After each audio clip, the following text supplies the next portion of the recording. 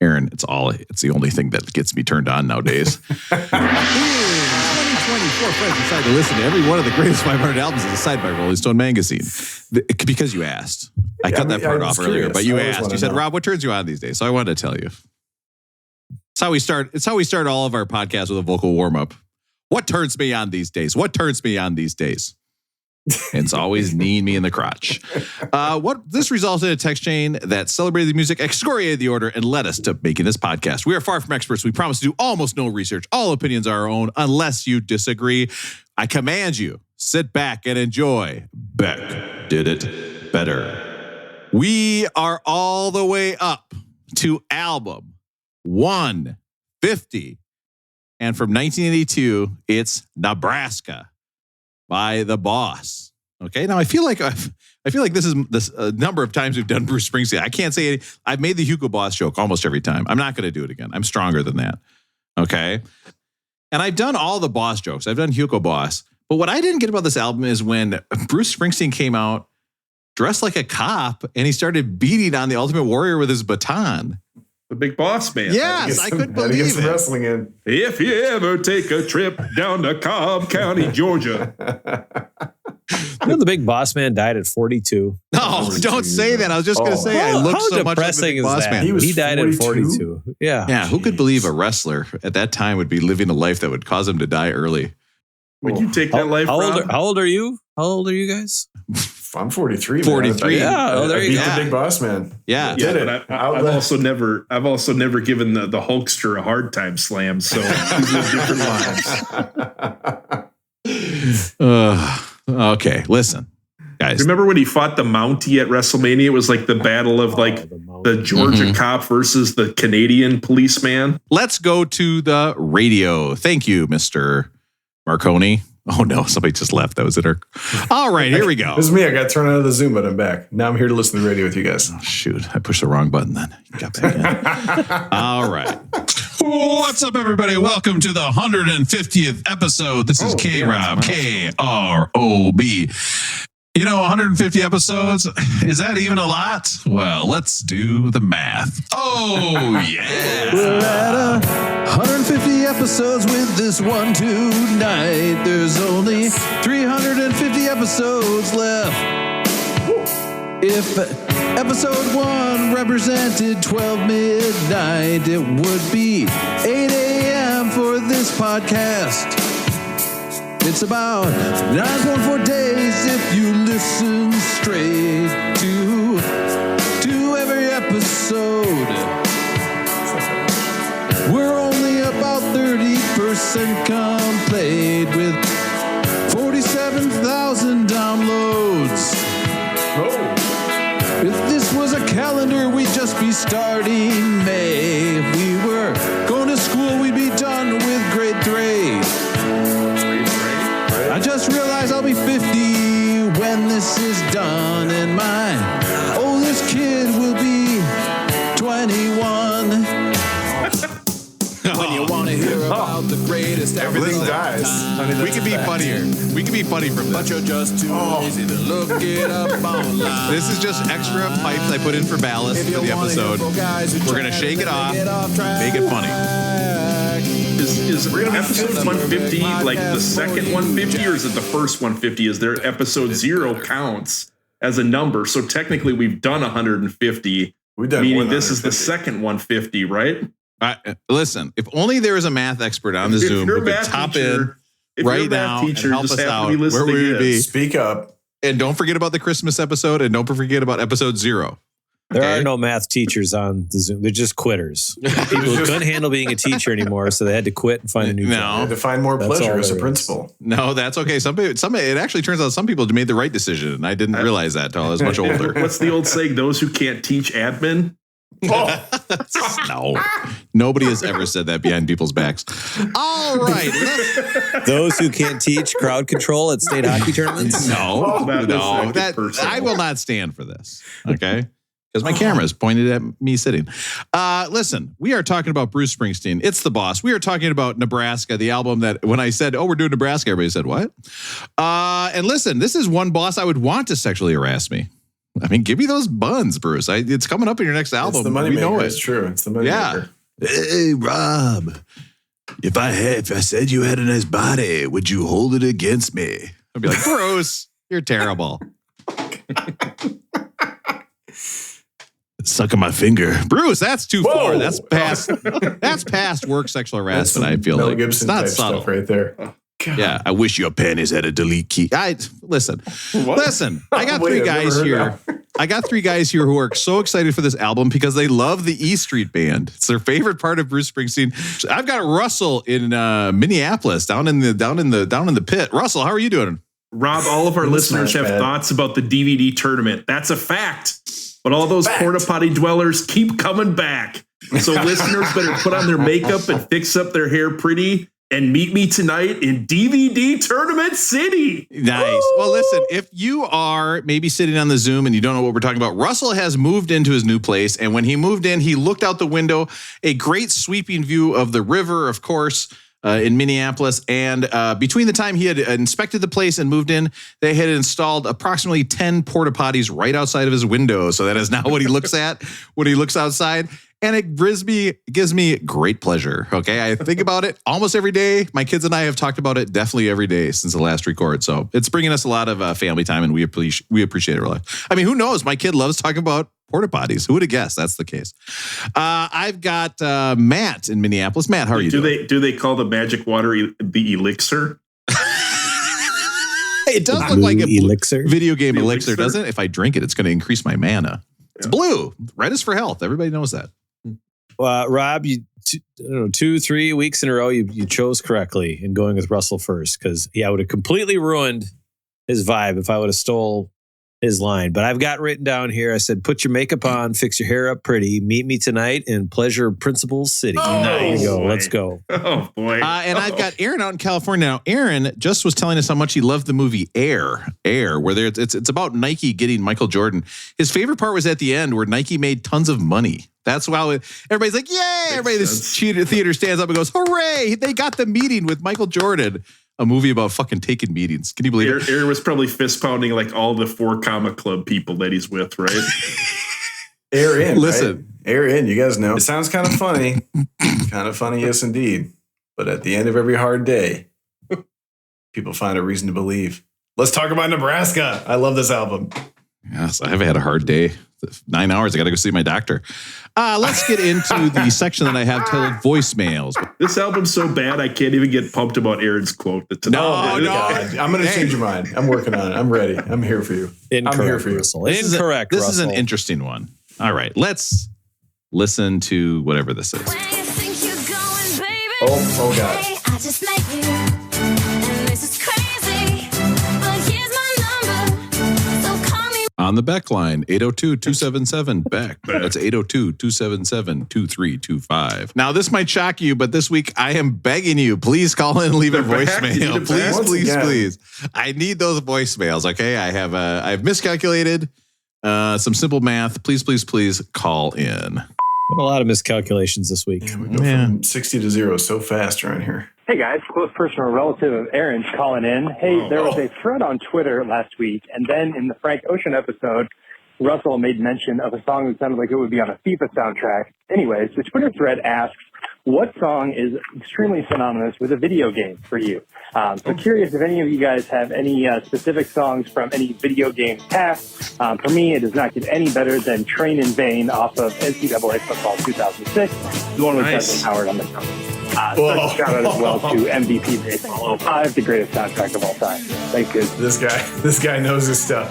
Actually, the song that makes me think of video games is also off the MVP Baseball 2005 soundtrack. No. Manny Ramirez was on the cover. Love it. And the song is Dropkick Murphys. The artist is Dropkick Murphys. The song is Tessie. Rob, pull that up. Tessie by the Dropkick Murphys. I don't know this song. This caller. And the reason it's important is I had actually bought my old house with a good friend of mine. It was definitely not the Pleasure Principle. And so when we moved into this house, within about 2 months of us living there, our sewer backed up full of shit into the basement. And we had to tear out the whole basement. So all the walls had to come down, all the furniture, everything had to go. And for about a year, we didn't finish the basement.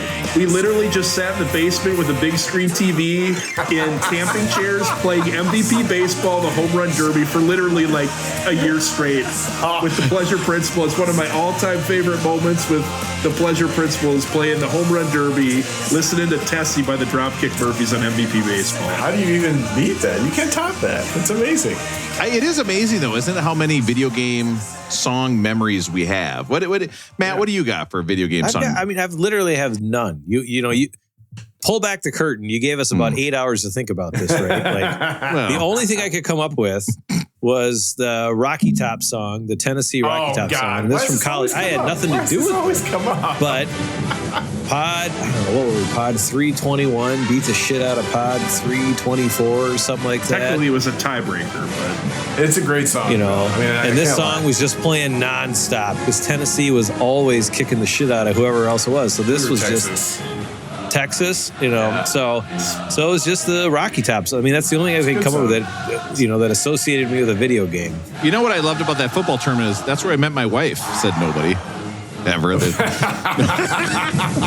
was just sitting there playing video games and Mark, this lady who was like, hey, that's the guy I need to spend my life with right there. She was like, oh my God, are you faking a field goal against Aaron?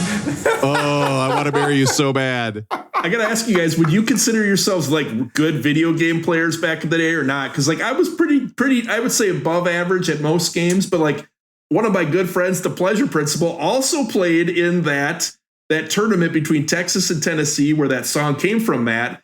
And I always kind of looked at the Pleasure Principle as like, I don't know, he's not like overly good, but damn, when it came to big games, he would always win. He would always come through. The Pleasure Principle was a clutch player in video games when you weren't quite expecting it.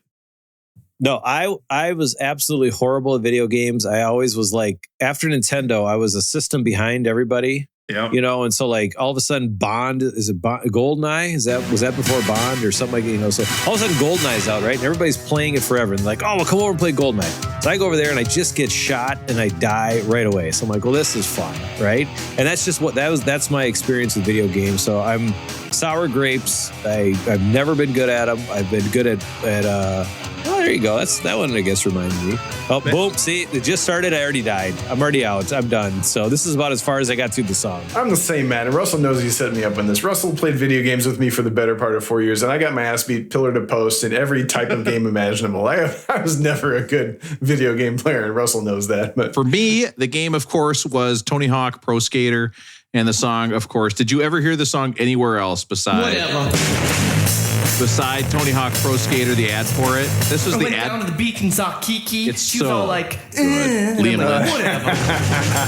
I only got love for one skating game, and that was the original on Nintendo's 720 Skate or Die. The tornado would come to like wipe you off the game. That was the best. Skate or Die. And this girl comes Yeah. Tony Hawk had good shit. They had Tony Hawk had Del the Funky Homo Sapien. Like Tony Hawk had some good stuff on there.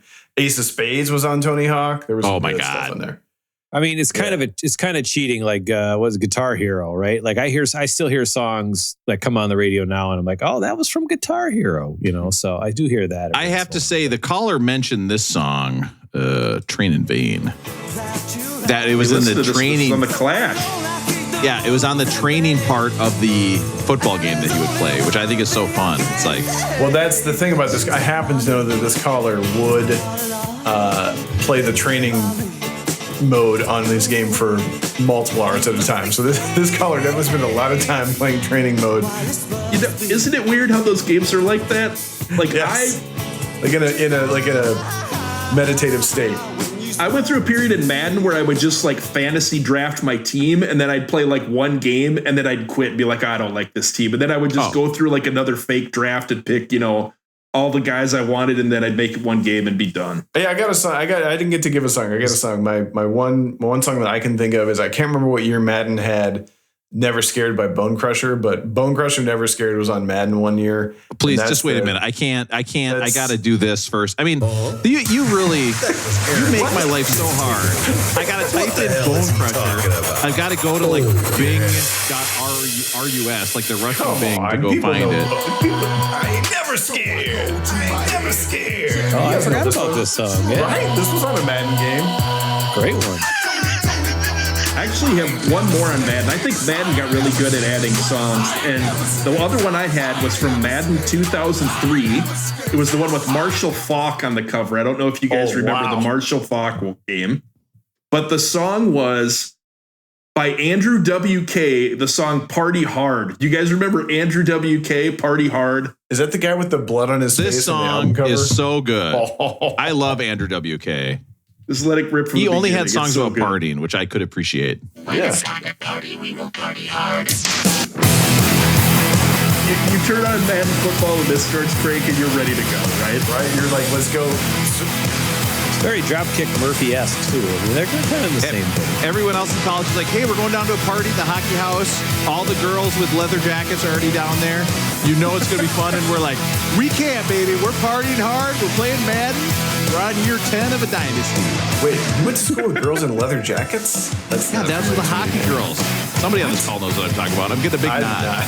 Oh, yeah. They were at all the games. Trust me, I was always watching them. Unfamiliar to me. Yeah. I didn't realize there was a group called the Hockey Girls. Or I didn't know there was a hockey girl group. Was there one in college? Oh, yeah. Yeah. Oh, I assume so because I kept talking about it on my radio show that I had. All right. Let's get into Rollin' Going. Most of them are married to hockey players. Time to see what everybody's up to. It's time for Rollin' Going. All right, Rollin' Going. Aaron, Rollin' Going, how is it going with you? Now, I got to say, Aaron, before we start, I know I don't like to talk about your appearance very much, but you are looking a little more hirsute today. You're a little hairy. Okay, you got a little hair on top. You got a little hair on the face. I cannot wait to see what is the reason. Have you been out hiking? You're out camping. You're out doing exciting things. What is going on, Aaron? Thank you for noticing. Man, the summer's a grind. I don't know what this is like for you all. I don't find that. I know. Days are already getting shorter. I mean, cripes. It's If you mean that you're pretty soon we're gonna have the jacking state off a lot, fair like and the MTV Christmas is right grind around the corner. All of a sudden, like instead of my son went to a camp this week and it was Aaron, wait, I don't think I got that clean. If you're talking about jacking off a lot, like MTV grind, then yes, the summer is a grind for me. What? My mom's like, this guy loves watching the grind. This guy, and he must be dancing because he is down. There are sweat stains on the couch like you wouldn't believe downstairs. Does your frequency increase during the summer, Rob? Yeah, I wake up and what is there to do? I don't know. What should I do? What should I do? Should I get up and do the dishes? Which, by the way, there are like 8 egg yolks every morning in the kitchen. I got to clean up. Okay. And walk the dog and start my day. And should I go to jujitsu in the morning or should I go in the evening? When am I going to go to the gym? Hold on. She's just throwing the yolks out. She just eats the whites and throws the yolks out. She eats 8 egg whites every day and puts the yolks in a bowl. I don't know. Listen, if I try to eat them, Aaron, I've tried making custard. I've tried doing something. Okay. It's recommended by negative 5 out of 5 doctors. Doctors came back from the future and are like, don't do it. Hey, you know that heart attack you've been waiting for? This is it right here. Isn't that how Hulk Hogan trained for WrestleMania, Rob? Wasn't he eating sushi then? It was egg yolks, wasn't it? Yeah, yes. I think, he was eating, Was he drinking egg yolks? Raw eggs? I got salmonella from oral sex from Hulk Hogan. A lot of people don't know that. That was I've been eating so many egg yolks, brother. I got a bacterial infection, brother.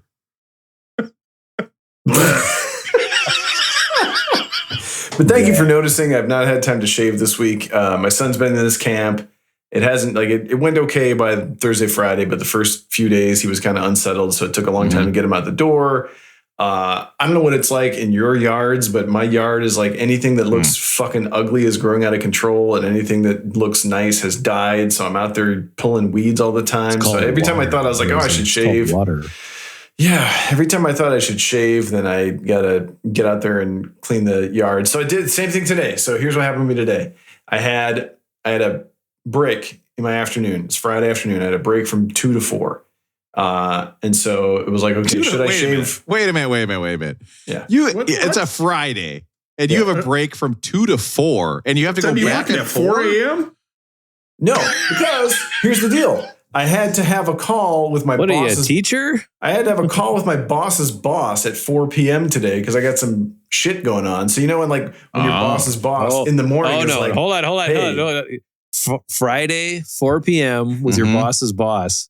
Do you still have a job? Are you? I do. Are I you still have a job. employed? I'm still good. I still got a job. Right. Yep, all good there. But Yeah, that's the classic time. That's never accept a Aaron, never accept a meeting Do from the the boss's 13 boss. people you manage still have a job? at least 12 of them do. Yeah. No. She reached out to me this morning at 9. Like, hey, do you have time to talk about this thing today? I'm like, sure, I'm free after 12. She's like, how about 4? Great. So all day I'm thinking, yes, I got this thing going on. I would have been sweating bullets, Rosie. That is a baller boss move. That is a baller boss move. Put the pressure on you, make you stay till the end of the day. I love it. I got a new head of school at my school one year. He was brand new. And this is like, I don't know what. It's November, December, right? He comes down. I get an email. Head of school wants to see you. Lunch today. No.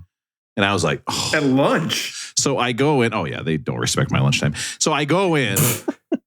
And instantly, I'm doing a lab with the kids. I get eggshell. He's trying to eat egg yolks, and there's nobody giving him the time to do it. How many classes? How many classes do you teach a day? Well, there's some days where I only do 1, but there's some days where it gets all the way up to 4. So they're messing. Yeah, and those are 4 40-minute classes. Okay, and I can go home when I'm done. Now, here's the thing: I'm dissolving eggs in vinegar, right? So the egg shell is like this white powder stuff. It gets all over my pants. So now I have white stains all over my pants. And I told the kids, of course, hey, after this, the head of the school is meeting with me. I'm probably not going to be here next week. It's been okay teaching you. You know what I mean? And so then the kids are like, you have egg on your pants. You're going to get fired. So, of course, I go meet with this guy. And he says to me, even worse, I wish you would have fired me. Because you know what he said? I heard you were funny. Can you host the Christmas party? You guys remember that? Can you host the Christmas party? And I was there's like, nothing you would love more than this. Though. You would like love it. 6 to midnight right there. It might surprise you. I got too drunk when I was hosting the party. They were like, let's do cheers. And every time we cheered, I had a whole drink. And then after about the 10th one, I was like, oh, I can't be doing this. I'm hosting. Sorry, Aaron, to interrupt. So today at 2:00, I was like Anna came home. She had the car, and I was like, hey, I got this 2-hour break. I need to shave. Should I shave? Nice. Or do you want to take a walk? Because it's been cloudy here, so the sun finally came out. So I was like, yeah, let's take a walk. So we take a 30-minute walk, and I was like, oh fuck. I was gonna make hot dogs tonight. We have no hot dog buns, and I'm 2 months. I'm 2 months late on pickups at the wine shop for the wine club, and we have no rosé in the house for Anna. So I was like, listen, all right, 2:40. We get done with walking at 2:50. And I got a meeting with my boss's boss at 4. And I was like, I felt like Matt right here. I felt like I was doing a Matt. I was like, You're missing this meeting to go get hot dog buns and rosé? I can get down to the wine shop, get my pickup done, pick up another 6 bottles, get back, stop for hot dog buns, and get home. So I did it. I drove down. I stopped in. Unfortunately, it was not the regular person working at the wine shop. It was the stoner guy who's like really slow and like their Wi-Fi wasn't working. But I slammed it. I chugged a glass of rosé. Wi-Fi is not working. So what? Because why do we have to make this digital? I'm trying to pay for my stuff because I pick up my wine that's there, and then I got to add some more bottles. And so then I chug a glass of wine, get my bottles of wine, go back to the car, drive back to town. Then all of a sudden there's traffic on 24. So I had to get off on Claremont, and then I'm going up Broadway Terrace. I get to the grocery store at 3:45, which is 5 minutes from home. So I run in, you got it. You know where I'm going. I pick up the hot dog buns. There were none in the regular spot because they've got a special going on by the front of the register. So I figured that all out, got it all done, walked into my house at 3:53, just in time to set everything down and have my call with my boss's boss. So I felt like Matt. I knew I could do it. I made it happen. I felt Aaron, smooth. if you reported to me, your boss would have 2 less employees after hearing that. I can't believe you risked that. You risked showing up late to go run those errands? That's not a good move. That's the most Aaron thing ever of all time. I noticed you were late to the meeting. What were you doing? I was getting hot dog buns and wine. It's Friday. Right. We're trying to drink some rosé and make some hot dogs for my family. Problem was, I do that on a daily basis, right? To the minute. I know that it takes me 6.5 minutes to get from my house to Lifetime on about 66th and Xerxes. Well, it's York, but then it turns into Xerxes because it kind of goes at an angle. Trying to drown us out. I know it's 6.5 minutes and it's like a minute to get in and all, like it's on the daily, right? The math. Except then all of a sudden, like there'll be like a lane down in a road or something, or there'll be an accident or something. And it just, I always forget about that stuff. So I've started leaving like 3 minutes just in case I got to go around or something like that. But, sorry, the hot dog buns were up by the register. The boss is like, yeah, I was just and calling you didn't to even talk get to you real about... hot dog buns, did you? Tell us the truth. Yeah. You did not even get the real hot dog buns. Yeah. Did you get like some... Well, the boss is probably calling and being like, hey, listen, I was thinking about that John Henry's Hammer song, and you're right. AI is going to take over this business. You're fired. Oh, God. What? Is Aaron paused now? This is the best. He's frozen. He's frozen in the way. I love the way he's frozen, though, where he's kind of really thinking He's about it. smiling at your jokes. At He's least. very serene. I like it. Hey, you know what? I actually have his. Do I still have his laugh somewhere? No, I think I got rid of that page. Well, apparently the Wi-Fi, something's going on with the Wi-Fi in California. There he is. I got to turn on the Zoom again. Aaron, let me think about this. Did you attempt to do what I have tried to pass? I bet I try to pass this on my kids once a year. I'm like, listen, we got hot dogs, but I got hamburger buns. So here's what I'm going to do. I'm going to cut the hot dogs into thirds. We're going to put it on. It's the same. It's bread. It's buns. And my kids think I am the devil when I try to do that. I don't mess with that. I don't try it. You got to go even more ghetto and just take, how you got the loaf of bread, you got the two ends. Right. You just take the two ends and like it's the same as a bun. No, I don't try that. No, my son just wouldn't eat it. Like there's no way. No way. I got two different kind of buns so he could choose. We had the pretzel buns and then the top slice buns, which actually I think that like the top slice buns were kind of nice. I gotta get onto this. So Aaron sent us a picture today. This is not just the podcast. Too much this bread, pervades the whole life. It was kind of Aaron delicious. sent us a picture of hot dog buns that are cut from the top. So he bought hot dog buns which are cut from the top in what I like to call the Jared style, because it's what Subway used to do. Okay, before they got all woke. All right, woke mind virus. And so they cut it from the top. I love it.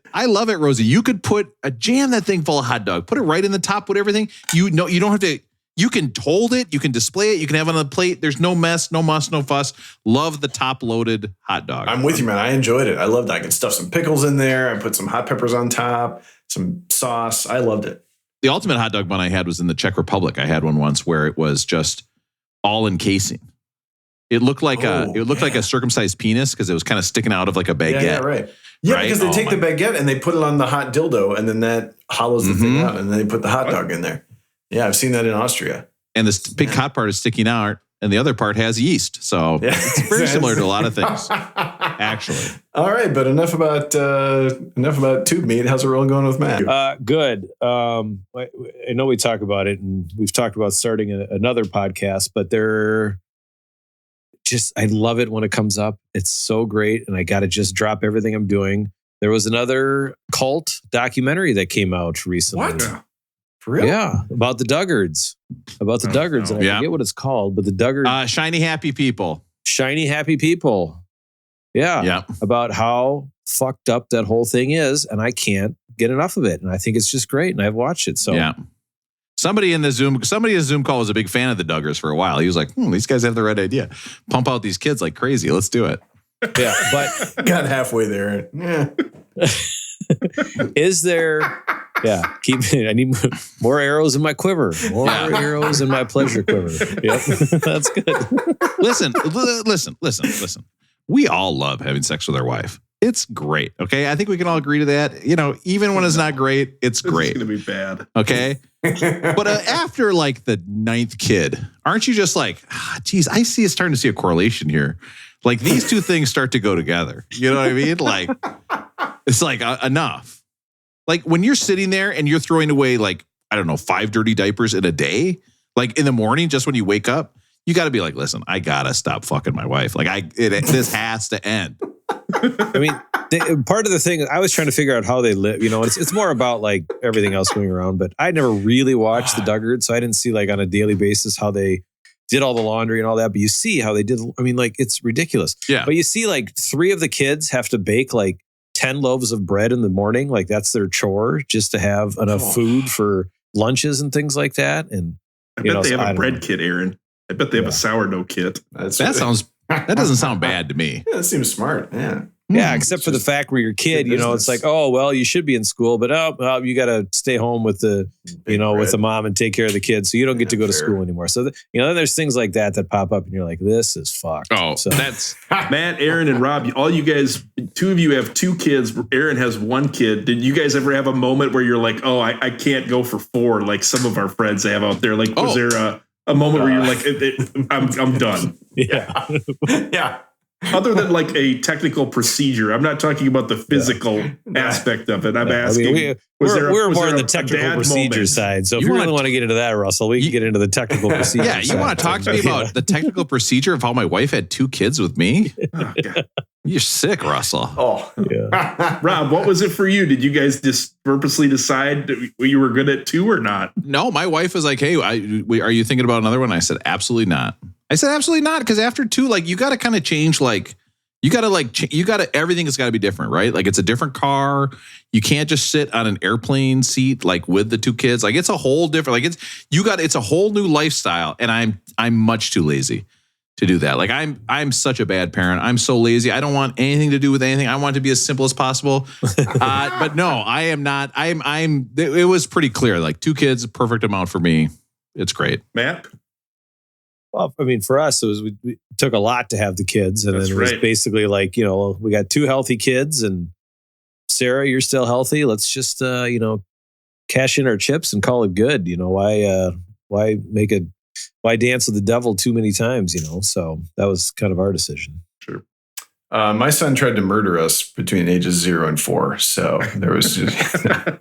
He's only 3.5. We were just, I don't know. We were just talking about this tonight. Like we had some fucking nightmare, heartbreaking months at a time with the sleep and the screaming and so it was like, yeah, that's it. We're still recovering. He's sleeping right now though. So that's good.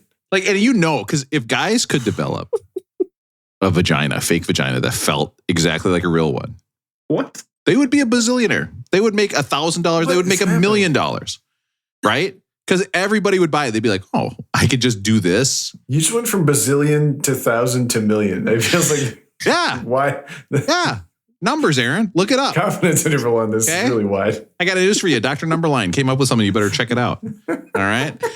And if they made a perfect replication, everybody would have one, but they haven't yet. The stuff they've come up with, I mean, that stuff, buying it in Walgreens, that's no good. I want to pay like $10,000 for something where it's like, this feels just like it. And you don't have to clean it. That's the main thing, I think, is the cleaning part. Jesus. I'm going to edit all this out, but I'm serious about the cleaning part. Like, that's because you would be like, oh. They'd be like, I'm so tired. But I got to clean this thing. You know what I mean? Then you'd be in the bathroom. You'd have one of those baby bottle brushes. You'd be like, Your wife would come home. Cleaning all those egg yolks up, though. Sometimes I wonder how long this would go if we just let him go. Like, could he do this for 2 hours? He's not to say anything. Just he's got to fill the silence, guys. Yeah. Just hold on. Just watch. Why is there a wet spot in the bed when I've been at work all day? You've been at home. It's 9 a.m. You got the bottle brush out already? What are you doing? And edit point. All right. So that's a little something for our live guests. Nobody else is going to hear that. Jeez. All right. Rolling going. Russell, how's it going with you? Things are going good. As you guys know, I moved into this new place and I've trying to narrow down my DVDs. The new co-tenant is getting on me about this big case of DVDs I brought. Hey, if she's I'm getting over on the you, limit. that's great. I've went and bought 2 tubs from kudos to Menards, you. just like Matt told me to.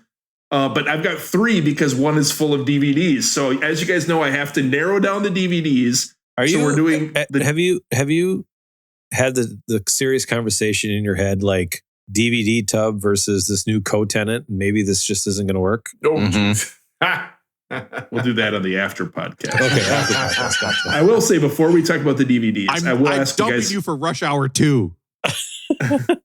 I might need to go to the co-tenant advice corner real quick. Yes. Oh, no. I had another. Okay, wait. Okay. We'll get to it, Rob. We'll do a bowl. Get to the corner. It's time for Russell's Tenant. Advice Corner. Oh, yeah. I'm going to have to change the sound clip, aren't I? No, we'll wait. We'll wait until they get married before I turn to it. We'll see. So the question I was going to ask you is, we're recording tonight, and I noticed last week we listened to the podcast, and I hated my audio quality because I'm down in this basement, wood floors everywhere. My audio quality was terrible the other night, and I'm sure it's going to be terrible again tonight. But so I started thinking, is it all right to ask the co-tenant, hey, could you just like go to bed early tonight or get out of the main floor so I could record in the main floor? What would your guys' advice be about trying to kick out your co-tenant so you could record your podcast in a better acoustic room? My advice, Russell, is don't ask, tell. Okay? They like it when you're direct. They like it when you say, hey, you know what? I'm doing something. If you could just go to bed, that'd be great. Okay? Definitely. That's going to go really well. My advice is just let that audio be shitty for a while until you figure it out, because it's not worth it. So just, your audio is not shitty, Russell. It's just fine. It's not worth getting in an argument about. That's my advice. So anyways, I floated out the idea, well, maybe I could just record up in the kitchen tonight and you could kind of evacuate the area. And then I did not get a rousing response. So I'm back down here in the basement again. I'll tell you what, anytime you use the term evacuate with your partner in your house, that's always a good sign. I think that's really good. Okay. Referring to them to evacuate, I think it's great. Where would your co-tenant go if she were to evacuate? Well, I mean, they could come down and sit in this freezing cold basement, right? But anyways, as you guys know, I've got this all these DVDs, and we're narrowing them down. We're doing the DVD tournament. Well, wait. Welcome to K-Rob, everybody. K-R-O-B. Listen, the other week we did a DVD tournament, seeing which DVDs Russ is going to keep. And the number one question we got is, how is so-and-so a number 8 seed? You morons. We said we alphabetized them. Listen, please. I need to make a decision, and it's hard for me to do which DVD. Yeah, help me decide. I can only hold on to 5. Well, I know that I need more space, and now which one should go? They're alphabetized. That's how we set up the tourney. So don't ask why they're ranked so strangely. Let's decide. Wow. What these do I want when I move? Yes. I will be gone, it's alphabetized. So this starts with A's number 1, so don't complain about how the ranking was done. I got to say, this ranking, the DVD tourney, which I thought, hey, this is an idea. This is content. Let's fill it up. This got a higher response than anything that I've ever said on the podcast, on the text chain. Everybody is talking about the DVD tournament. And the number one question was, how is that ranked so low? When Russell clearly explained, even I heard that they were alphabetized. And Rob, technically, if I were to rank them from 1 to 16, there'd be no reason to have the tournament. I would just keep the top ones, right? We're alphabetizing them. We're looking to decide, who do you guys think and who do the listeners think are the DVDs that need to advance and stay in my collection? If one of these DVDs is Alf, that's a twofer, because that's going to be a 1 seed, and it's already alphabetized. Alf is all over it. Alphabetized. All right. A few weeks ago, we did the comedy. Larry. We did the comedy region. Tonight, we can do action, sports, or drama. Do you guys have a choice? Let's do drama for the sex scenes. Drama. Well, there's sex scenes in action movies too. You picked drama? I think drama is the weakest region by far. Okay, well then forget it. It's just shocking that Rosie picked drama. Let's go action. It's just shocking. Let's go action. Let's go action. Drama. All right, action. Again, these DVDs are ranked in alphabetical order for those that weren't listening the first time. And I will say, in my mind, I had better DVDs too, but I think it's because I used to live with definitely not the Pleasure Principal, and he had a good set of collection of DVDs and VHS tapes. I remember a lot of Tom Cruise movies, Jerry Maguire. I think he had every. Hey, how many did he end up leaving at your house when he moved in with his significant other because he couldn't take them with him? How many was that? No, that was not his style. I bet he took it all. He took everything. Russ said, "Yeah, he's got a big house. He's got enough for kids baking bread in the morning. He keeps some DVDs in there." I think it was suspicious. Russell's like, "Wait a minute! I thought I had Ultimate Squirts 1 through 3 here. I only have 6. What happened to number 2?" Oh, wait, I can't. Is that Ultimate? That's for the after tournament. I've got those other 16 we'll talk about afterwards tonight. So we're going to do action movies. There's a couple things. One, I only included sequels if it was in the same DVD package. So I'm not doing trilogies of like 7 types of, I'm not doing Fast and Furious 1 through 9 or whatever it is. So They're in the same package. That's my favorite, is that you still are getting double packages. Why wouldn't you? I just can't get enough. Okay, let's hear it. All right. The number 1 seed in the action is Dark Knight Rises. Dark Knight Rises. How is that a number 1 seed? Versus Now, the I don't know if that should be a number 1 seed. All right, hang on. Dark Knight Rises, that's the one with Bane in it, right? I believe that's the one with the Joker. That's Dark Knight Rises? Oh, Dark Knight Returns is with Bane. Because I need to know which one's the Heath Ledger one. This is Heath Ledger one. Is Hines Ward? That's the only way I know to distinguish the Batmans, because there's that one that has Hines Ward in it, and it's so distracting. It makes me think about it so much. I saw Hines Ward, Bane flies in, stadium collapses, tons of people die, and all I'm thinking is, does Hines Ward live in this world? Like, there's a Hines Ward in this world as well? Like, it's so distracting to me. All right, Russell, are you showing us the cover? I missed it. No, I'm not. Oh, okay, all right. So the number 1 seed, Dark Knight Rises, the one with the Joker, versus the 16 seed, one of my favorites from college, Young Guns. Young Guns. Okay, Lou Diamond Phillips, Young Guns, all the way for me. It's Young Guns, Young Guns. That scene, that was one of the first time I knew as a child what sadness was. When they're coming out of the farm and they're shooting and they're getting shot, and it's like, no, what are they yelling in that? Richie! I might be confusing my Lou Diamond Phillip, but that was when I knew sad.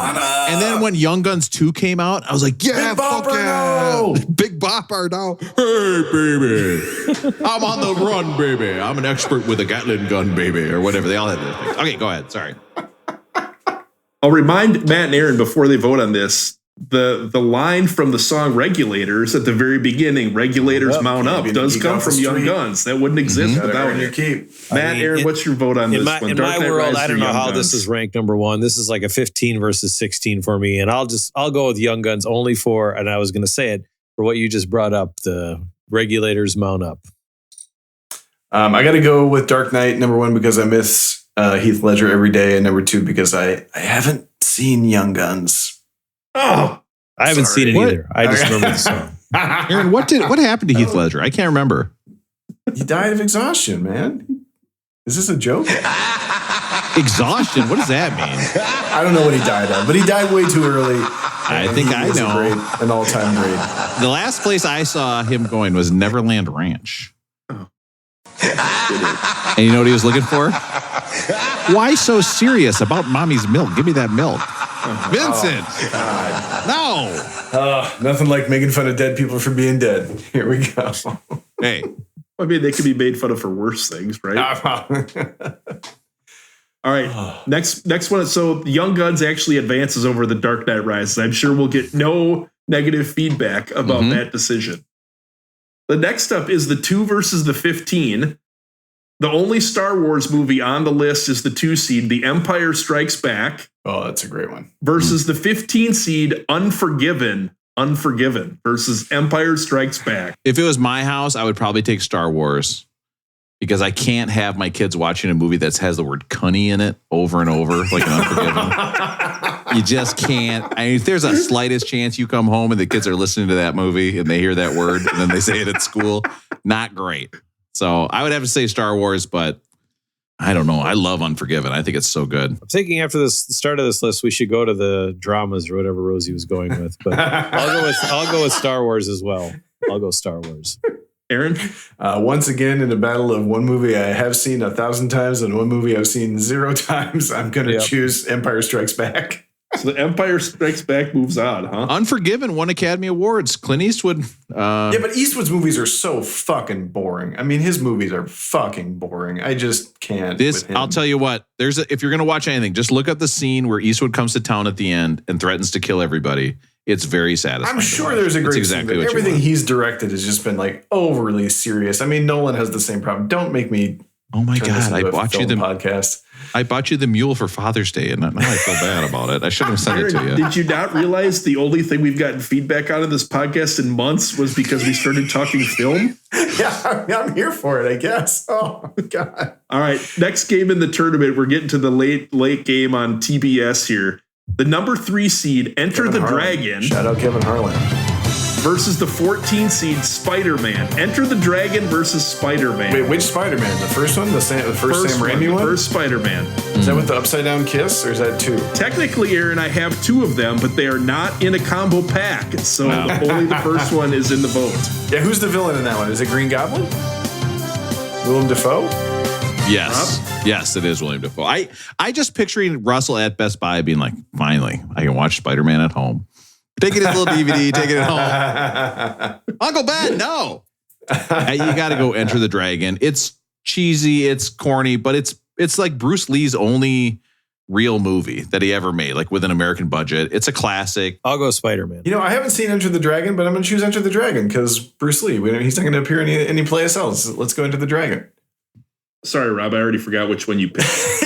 Enter the Dragon. Enter the Dragon moves out over Spider-Man. Yeah, let's your action movies are wild. This isn't a wild assortment. It's quite a ride. It's only going to get more wild here at the late game in the morning session. Oh, I hope it's Wild Things. It is. It was like the number Carolina the number 4 Auburn seed Fight Club versus the 13 seed Sin City. I love Sin City. I think it's, especially if you've read the graphic novel, Sin City is accurate reproduction. Before all that stuff got really corny with graphic novels, I would go Sin City. I'm going to go Fight Club. I haven't seen Sin City, so I wouldn't.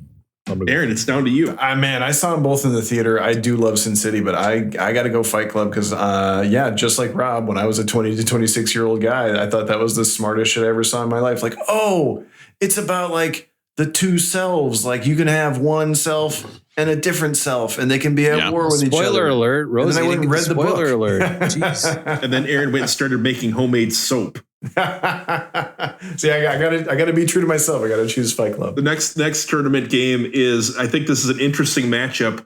We have the number 5 seed Gladiator versus the 12 seed Predator. Predator. Gladiator is longer than you think. There are some great scenes in Gladiator, but it is a long ass movie. Predator, you get right to it. You get right in there. There are aliens fighting Jesse Ventura, okay, who I voted for multiple times. The alien, not Jesse Ventura, of course. The alien was actually, he wanted to crack down on immigration, which I thought was strange because I was like, you're an alien. I will get my vengeance in this life or the next. We're definitely going Gladiator. Gladiator for Matt. Aaron? Gladiator. Damn. All right, the next tournament game is the 6 versus the 11. We've talked once how I got into a weird phase where I started buying Western movies, and this is one of them. The 6 is The Good, the Bad, and the Ugly versus the 11, National Treasure. Jesus Christ. That's an action movie, right? This is what you wanted. That's an action movie, yep. I got to go to Good, Bad, the Ugly, just for the Enrico Morricone soundtrack. It's on a Pandora station I use when I need to type something. I play that Good, the Bad, and the Ugly soundtrack, and it inspires me because it's so good. I am hoping there's more Nicolas Cage in the action section of this this bracket, but just for that reason, I will go with National Treasure.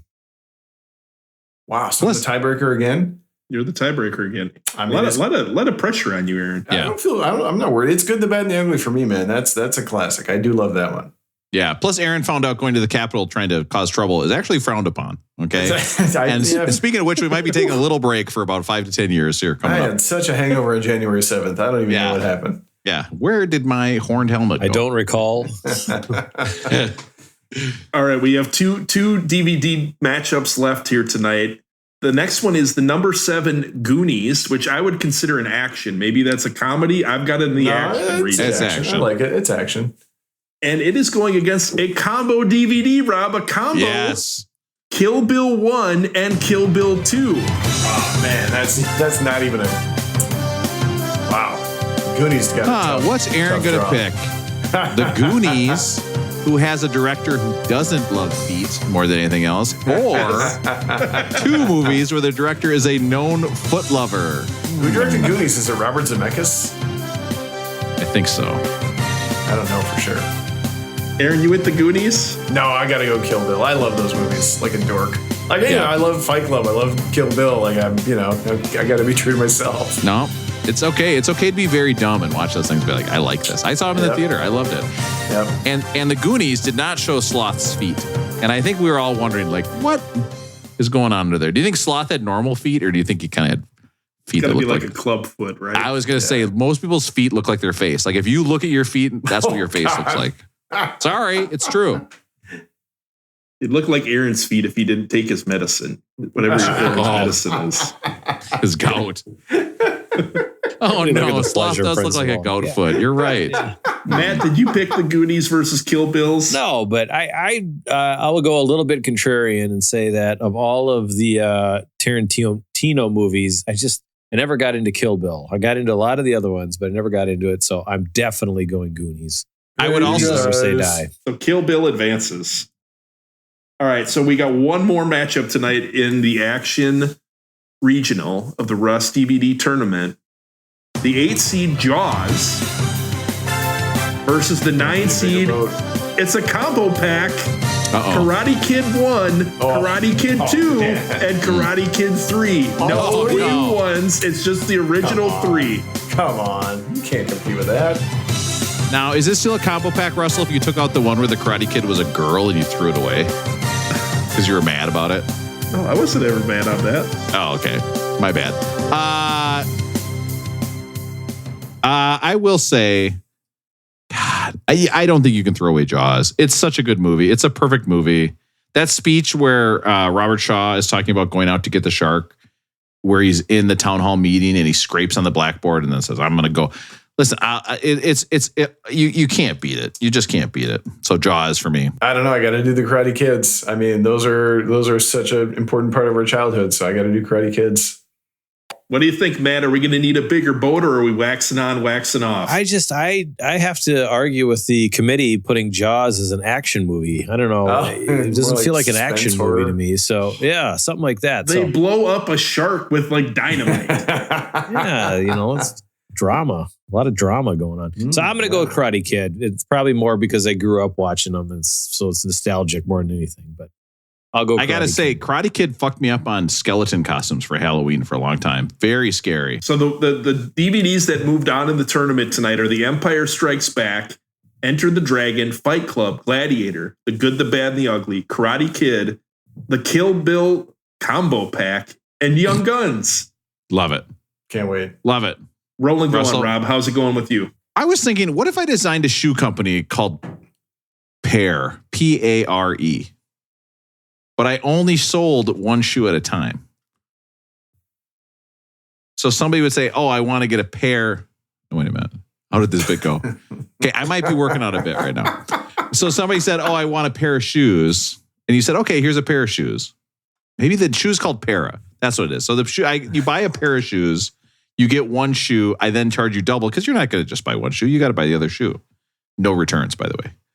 Is that a good idea to you guys? What's the price point? Is it $40 for it's one $80. shoe? So it's something where you think, oh, this is kind of a cheaper shoe, like as a fancy shoe. It's kind of on the cheaper side. But then it's $160 when I nail you with the left one. So we're not talking about like a Shack at Walmart price point or a Starberry price point. No. This is scam purposes only. So you have a pair of shoes, and then so when you really need it, you say, "Well, I want a pair of shoes." And then guess what I also sell, Aaron? Pair of professionals? No, I sell parachutes. Is this your best scam? Is this your best scam idea? Like if you only had one scam idea you could go with, is that the one you'd go with, Yes, Rob? I don't have any other scam ideas. My scam idea was always to start a ring of petty crime in my own neighborhood, like smash a mailbox here or there, and devalue the property values in my neighborhood, buy up all the houses in the neighborhood, and then what do you know? The petty crime stops. Wow. And the value of the houses goes up. The CIA from the 1980s would love to have you there. Jeez. Oh, my God. I think that's so good. What, Matt? What did you say? Yeah. I know of a few freeways in Oakland that. Yeah. The only problem is interest rates are way up. So, I mean, your cost of purchasing these properties, is probably going to be a little bit rougher. So you might have to rework your pro forma to see if, how long you can carry these bad boys with 7% interest rates these days. I just feel like if I saw Russell in a mask with a sweater on, I think I would know it's Russell. You know what I mean? Like he's out there smashing a mailbox with a concrete block. I'd be like, well, that's Russell. I know Russell's walk. It's obvious. Like I could see Russell from 10 miles away. I know Russell's walk. Like he's somebody I know so well. I'd be like, nope, that's Russell. You'd have to employ someone else to do it. Speaking of houses, I am going to be trying to sell my old house at some point over here in the next few months. What do you guys think the odds I could get my old roommate, definitely not the pleasure principal, to come out and take one last picture with me in front of the house that we used to play at? Are we not going to have a rager, just like an old classic? Rob shows up in a diaper and everything, kind of a rager. The rager. Yeah, we need to have a rager, Russell, at your house. True, we do. Rob will be here for a month. If we had a rager, it wouldn't even go later in this podcast, would it? We'd be like dead tired at 10, and we'd be like, "Well, we got to go. We'll play some. We can go play some wiffle ball at. I think it's called Fremont Park there, right about 75th and Fremont. I think 5-6 blocks from your house, and we'll just listen there. All I know is I'm going to do what I did last time I came over to your house. I'm going to go downstairs, clog the hell out of that toilet, never tell anybody, leave. I don't think there are any things that went wrong with that, but that's what I would do. Nobody's favorite part of the show. Let's talk about the album. Russell's down in his basement looking at the stuff that's flooded up. And he's like, God, it's just all egg yolks. Like, what? Who would do this? All right, listen. We are talking about Nebraska by Bruce Springsteen. We've put it off long enough. And the interesting thing about Nebraska, I got to say, there's a lot of interesting things about Nebraska. There is, because I texted you guys earlier this week and I said, this album sounds like shit. It sounds like dog shit to me. You know what I love? 4-track cassette recorder. Are you reading his notes? No, I'm not. No. Do you want to do this part? No, do you want to do this part? I don't. There's only so many things on Wikipedia, Aaron, and you just ripped number 1. 1, 4, 7, and 8. You just covered them all. I took time away from my family and fucking my bed to make this list. I'm very excited to hear what you had to say. Here's the thing. I'll just read the description that somebody had, that the Wikipedia has for Nebraska, because I think it sums up the album perfectly. The songs in Nebraska deal with an ordinary, down on their luck, blue-collar characters who face a challenge or turning point in their lives. The songs also address the subject of outsiders, criminals, and mass murderers with little hope for the future, or no future at all, as in the title track, where the main sequence is sentenced to death in the electric chair. Now, that is every song on this album is depressing, and then to think that the next album after this is Born in the USA, right? Like, it's wild. But it's not even just the next album. It's like literally the same. He's writing all these things at the same time. He was like, let's put it. It'd be like if we took every shitty joke we did today and we're like, let's just put this on one episode and we'll burn them all. We're going to put all our good jokes into this 1 5-minute episode. It's going to be fine. And so basically he was at home and this is right before Born in the USA. And he said, one of the big problems I had was, because we know Bruce Springsteen kind of was like, he had this weird thing where he started off and he was on a rise and then he kind of was up and down. And he said one of the big problems he had is that it took him so long to record albums because he hadn't written songs. So he's like, listen, I'm gonna buy this $1,000 4-track audio cassette recorder, which is like 1980 is a huge deal, right? I mean, audio cassettes at home, you're recording. And he recorded some songs at home on this 4-track recorder. And so he brought it in. And he worked with this guy, and they brought in the E Street Band, and they have recorded songs from Nebraska as a band. They've never been released because basically Bruce and the producer sat down and said, listen, nothing we can do sounds as good as these songs sound over this 4-track cassette recorder. So we're going to release them like this. And some of them have that sounds like someone kissing somebody's ass, right? Like, hey, we've got all these amazing musicians, but we can't make it sound better because you're so awesome, Bruce. Hey, what better way can I keep my job for the next few years? But I mean, really, like, some of these are, like he said, some of them were recorded too quiet. Some of them needed these noise reduction. And you can hear, if you're wearing nice headphones or I think anything, you can hear that this sounds muddy. I kind of agree with you, Rod. I wonder what's going on. Why couldn't they just record him in a studio with just a guitar? Like, maybe I just think you're not going to capture the moment in the same way. And you can hear there are times where the microphone distorts if he's singing too loud. And there's lyrics that you miss and get dropped, and if you're not reading along with the lyrics, you miss it. But it's about like a moment in time, and they're not going to be the same if you record them again.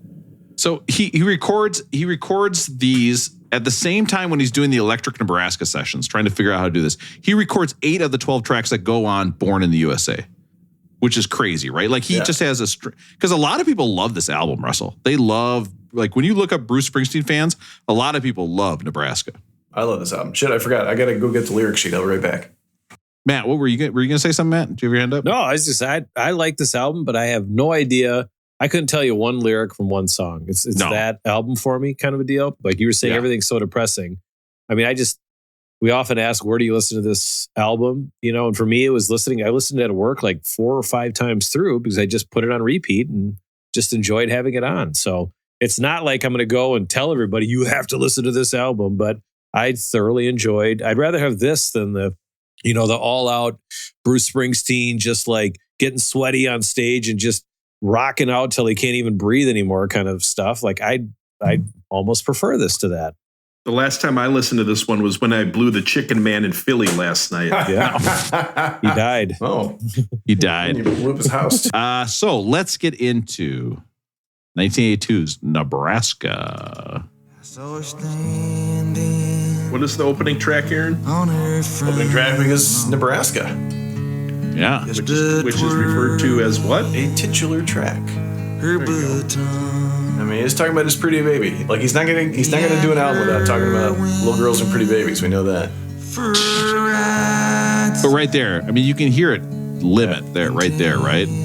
Sounds like Russ down in his basement, kind of. I mean, that's what it sounds like. I didn't want to say it. He's going to the limits of what I think that's fun. I think that he's going to the limits of what this equipment will do, and I think that gives it a certain appeal. This is one of the albums. This, it's Lana Del Rey, some of these other ones, Arcade Fire, when I went through and listened to all of them, I distinctly remember listening to this, not thinking I'd like it because reading a little bit about it, and then walking away saying, this is a great album. Like, for whatever reason, it hits with me, but I understand why other people don't like it. Can you guys listen to this album more than once? Yeah. Oh, yeah. I listened to it. I sat alone in the dark 2 nights this week and listened to the whole thing, start to finish, no distractions. What? Were you in the living room? Yeah, I sat in the living room because I got it on vinyl, and I was like, I was going to read and turn it on, and I was going to have it on while I was reading. I was like, no, I'm going to sit right here in my chair. Do you have a drink in hand? Yeah, a little tequila. What were we doing? We got to set the scene a little bit for us here. Well, let's see. A couple gummies? No. 2 nights ago was just like a glass of water and the record.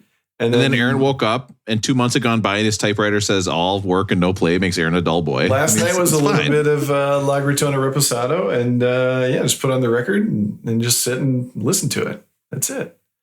I was like, man, I wish you guys could be here. Like, you could, I wish you could sit here in my living room with me and listen to the whole record start to finish. No distractions. If you did that to me, if I came out to see you and you made me sit and listen to this album, I'd rather go to the vegan barbecue I'd with be you. so pissed off. Oh my God.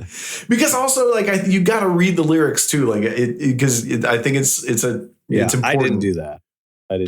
I will say, I do think this album shows you that Bruce Springsteen might be one of the best songwriters we've had. I mean, I know that's kind of corny thing to say, but no, it's true. It is. These are pretty. We got to keep playing these. Yeah, we got to keep Atlantic City. Don't listen to me talk. Listen to Bruce. I like this song. This is the jam on the album, right? This is the commercial hit from the album, right? Yeah. It does make the song more interesting too when you realize this is just a 4-track. Guitar on 1 track, harmonica on 1, his voice on 1, the harmony on 1. That's Russell, it. harmonica. Nothing else fancy. Right. You know what, Matt? I think the harmonica is very abrasive on this again. I think it's like Bob Dylan. Yeah. But you know what? We talked about this last week when we had our special guest from Edina on. We talked about how we didn't like some of the harmonica on that album. But you know what I thought we could do is we've been so negative on the harmonica. I thought we needed to celebrate the harmonica with a list tonight of the greatest songs ever featuring the harmonica. All right. 4, 3, 2, 1. And we've talked a lot about some of these songs before. Neil Young has great harmonica songs, right, Matt? His Heart of Gold is probably one of the best ever. He's got a few of them. Stevie Wonder's got amazing ones. Alanis, we talked about her with the harmonica. Led Zeppelin, Tom Petty, Bob Dylan, the Stones, and Aerosmith when Rob did his Crying versus Crazy. Oh, yes. We heard the harmonica during that, too. So none of those bands are going to be on this list. We've already talked about them. They're not on the list, I right? can think of one I'm hoping to hear. I'm not going to get All right, so the first song on the list is from 1961. We actually talked about this song once before. The artist is Little Walter. The song is My Babe. It's a blues classic. He's kind of one of the original blues harmonica players, right? Like he's one of the best That's The song was written by Willie Dixon. Remember, we did the Willie Dixon list right. on the Led Zeppelin. I wonder why they call him Little Walter. Sounds great, doesn't it? It sounds better than Nebraska. He's got The some album that vibrato we in covered. his. He's got a little bit of vibrato in his harmonica. Amen, Rob. The Boss was actually influenced by Willie Dixon. He covered a number of his songs, including this one in 1995. You guys, we've talked about this before. The Boss, there's a grid of everything he's ever done. You can see every song he's ever played anywhere. And he played My Babe at Jack's Sugar Shack in Hollywood in 1995. Wow. So he was a fan of that song too. Wow. I could see myself getting way into that aspect of Bruce Springsteen, like collecting live albums and finding like obscure. No, I can't. I'm bored talking about it. Sorry. I thought I could. Next song on the list. I thought this band only had 2 songs, Love Stinks and Centerfold. It turns out they had another song. This is the Jay Giles Band. The song is Whammer Jammer. Check this out. You guys know this one? No, but it sounds great. Whammer Jammer. I used to do that move sophomore year. You had to have a bunk bed though. Was that before or after the oil driller? You had to have a loft and a pencil sharpener. Actually, Rob, you might appreciate this. The harmonica player for this band was a guy named Richard Solwitz. He was known as Magic Dick and his licking stick. The harmonica is Magic Dick and his licking stick. What are your thoughts? That was his nickname? Yeah. Are you sure he's not living in Reno right now with a couple kids who just graduated high school? The Rolling Stone Record Guide music critic called him the best white musician to ever play the blues harmonica. Magic Dick and the licking stick. I can only imagine if now listen, it's hard, I've shown over and over. I cannot tell what women are thinking at any time. I've proven that a number of times. But I think every woman would agree. If you see a guy just going to town on a harmonica on stage, just hours of just and just moving it back and forth, and you just like guys getting eaten out by John Popper. Oh, unbelievable. You know what I mean? Like it would be crazy. It would be an honor. You'd have to do some stretches maybe to get him down there, but it would be crazy. He would be going crazy. He's pretty skinny now. Yeah, Really? well, can he play the harmonica as well? I don't know. Speaking of John Popper, we'll jump ahead on the list to 1994. The next song is Runaround by Blues Traveler. Just imagine. I couldn't decide between Runaround or Hook. I know Hook. I'd go Hook, but I mean, there's no wrong answer. Cooper? Rob, if you were to have a romantic moment with John Popper, you have to want the big John Popper. You don't want skinny John Popper, do you? I feel like, I think it's like seeing John. Like I think if you saw John Popper in the '90s when he was big, when he was a big hit, you'd be like, this is. And if he was chowing down on your box in the '90s, I think that'd be great. I mean, just imagine. I mean, really. I mean, he's not just spelling the alphabet. He's writing Cyrillic letters in this thing. This is crazy. Oh my God. In 2019, the band Big Head Todd and the Monsters covered the song Rosalita by Bruce Springsteen. They didn't have a harmonica player, so they got John Popper very cool. to cover the Bruce Springsteen song. I thought that was amazing. Yeah, very cool. All right, next. Why is he so good at? Why is he so good at harmonica? I mean. What is the deal with that? Remember, it was just the 90s where you're just like, oh, yeah, this is one of my favorite bands. I love Blues Traveler. I thought they were great. Yeah. And the guy just fucking played the harmonica and everybody's like, yeah, that's the way it is. I think they treated that was like a pop song back in the 90s and everything was alternative, right? It was all grunge. And I think that stood out as being a little bit different. There's something different about his playing, too, where he plays solos like you would play guitar solo, where he's doing sort of one note at a time, like it'd be finger picking or guitar picking, instead of, if you go back and hear the Little Walter, he's playing chords. I mean, they're playing single notes, but it's a different style. He's using it as a solo instrument in a different way. Well, I'm just going to picture in your head, you got 3 harmonica holes. 1, 2, 3. One move you can do on a harmonica is actually put your tongue on the second hole and you can play a chord through those other 2. Now, I know that because I had a number of how to play the harmonica books because apparently my parents were trying to get the other one to divorce them. But I know that that's a thing. And again, just think about it. my co-tenant should have made me get rid of all those how to play the harmonica books. Oh my God. If you came home with, if I came home with a how to play the harmonica book and a big thing of pineapple Truly, my wife would be like, that's it. I'm gone. Going straight to bed. I can't take this anymore. Dare. All right, next song on the list is 1973. I think multiple of you guys have seen this guy in concert. We've talked about him before. I don't know if we've talked this song. It's Billy Joel, Piano Man. Ah, yes, I have seen it. Song at Target Center. Rob, have you seen Billy Joel 2 or not? I have not seen Billy Joel 2, who of course is his son, who tries to make some money. It's kind of like a Gallagher situation. And I have also not seen Billy Joel 1. It was a combo DVD, Billy Joel and Billy Joel 2. Yeah, Billy Joel 2. He comes out and he goes, hey, I'm also the piano man. I'm the harmonica man. Playing the harmonica. No, I have not seen Billy Joel, but famous, again, I talked about Randy Travis last week, famous DUI guy. Loves to drive drunk. Billy Joel has done it a number of times. Oh, yeah. Long Island. He's crashed into stuff all over out there. He was actually inducted into the Rock and Roll Hall of Fame the same year as Bruce Springsteen, 1999. Oh, wow. Ooh, Billy Joel was inducted by Ray Charles. You guys want to take a guess who inducted Springsteen that year? Let's see. Was Big Head Todd doing anything? I'll just say it's one of Matt's favorites. I was going to say, was it Eddie Vedder? Did he do it? Oh, I must have got that wrong. It's one of Matt's not favorites. It was Bono. Bono inducted the Boss. How the fuck is that? How does Bono get into the Hall of Fame before the Boss? That doesn't make sense, What does kind it? of Hall of Fame is it if Bono's in first? Yeah. That's bizarre. All right, last song on the list is 1978. I think this would be a jam band. Maybe Matt knows. It's the Doobie Brothers. The song is Long Train Running. Oh, yes. This is some good harmonica here. I like this harmonica. I think it's got a nice tone. Who's playing it? Is it Michael McDonald playing this one, or is it the other dude? It's Tom Johnson, who's the lead guitar player and vocalist. Oh, wow. But this is great. This is amazing, isn't it? That's the thing. You don't have to be good, intricate harmonica if you have a good tone, I think. Some of these songs, the harmonica is so brash on it. Doobie Brothers played at a famous concert in 1979, a year after they came out with this song.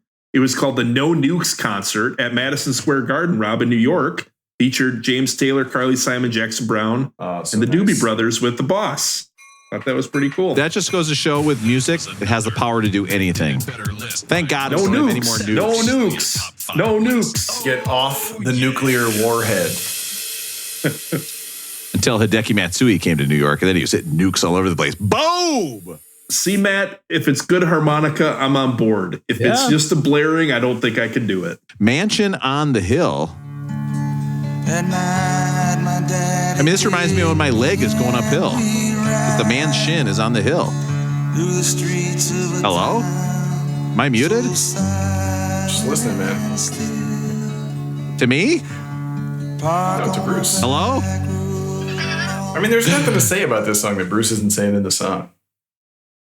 Next up, we have Johnny 99. Okay, and just let me read. This is a change because this is actually kind of a positive, happy one. Springsteen sings about an auto worker who gets laid off in New Jersey and shoots and kills a night clerk while drunk and distraught. He's sentenced to 99 years in prison, but in a twist, he requests to be executed.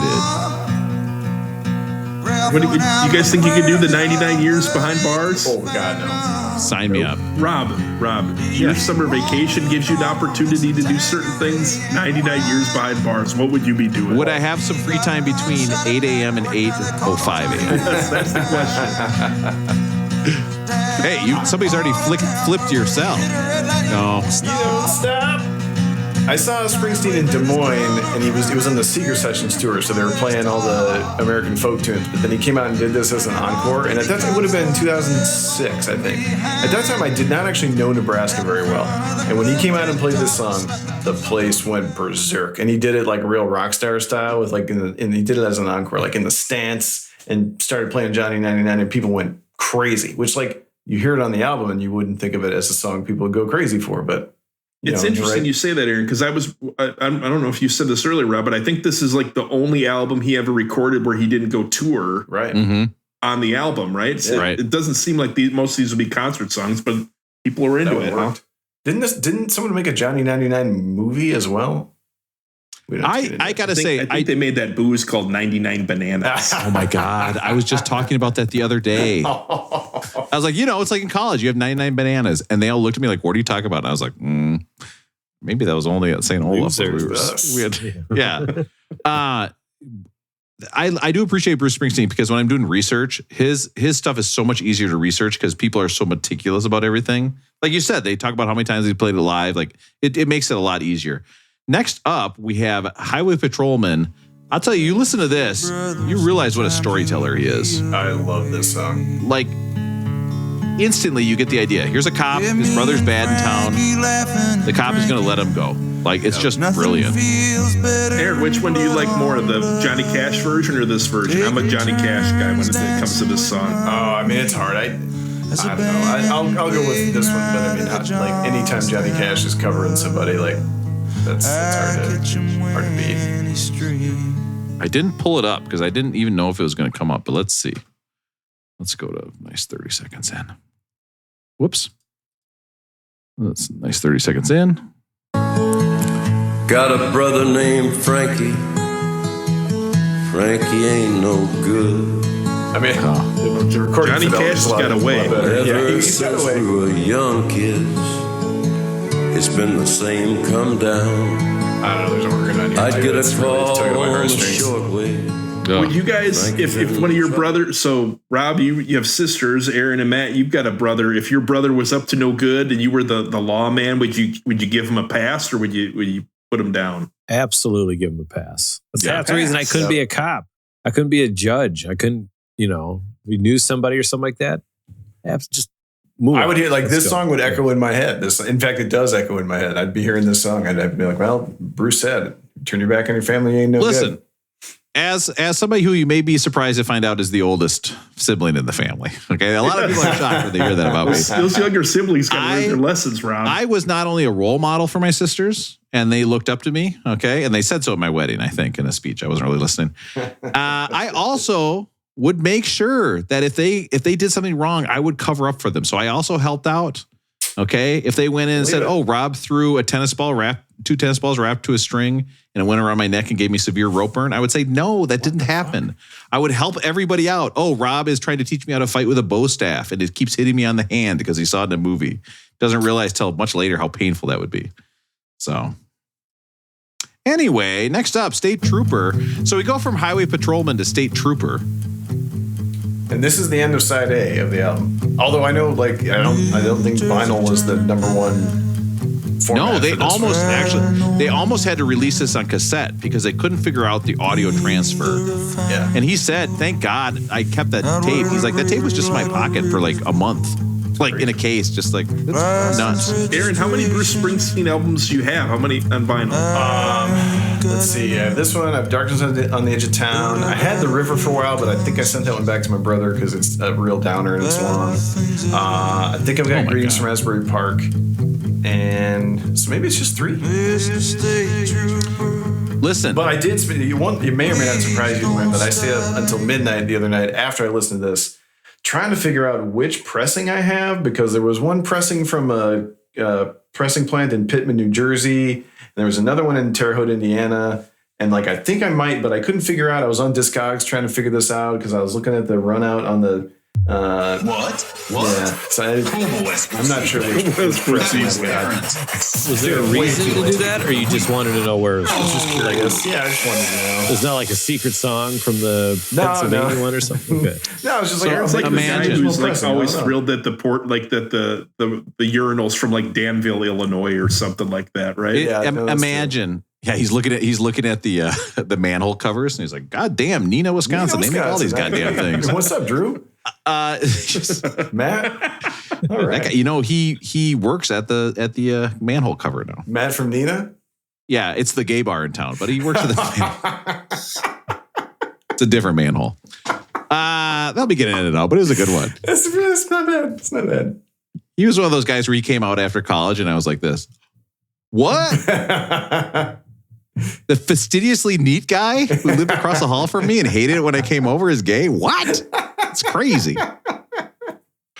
Now, Also, the guy who came over and said, you can't play your music this loud during the 10-minute loud break during quiet time. We already talked about it. It's not a loud break. It just wasn't a quiet hour, Rob. I'm dumb. I have a small brain. Now, I think it's interesting. But a big lurch head. They talk about Springsteen being influenced by this band called Suicide. And here's a song called Frankie.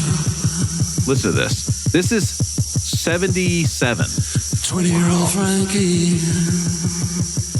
I mean, yeah, you hear it. The breathiness. He's married, he's got a kid.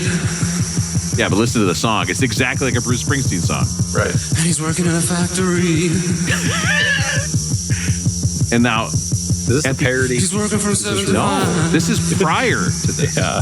And then you know Now who listened to this and Nebraska and took all the wrong lessons was the Hold Steady, who I got really into for a while. Then finally my wife was like, you cannot play the Hold Steady in the house anymore. Don't do it. Well, I got to admit, Aaron, the idea that you are sitting in the hallway or in your living room listening to this album and your wife walks by and sees you listening, like staring at nothing, just like on a plane.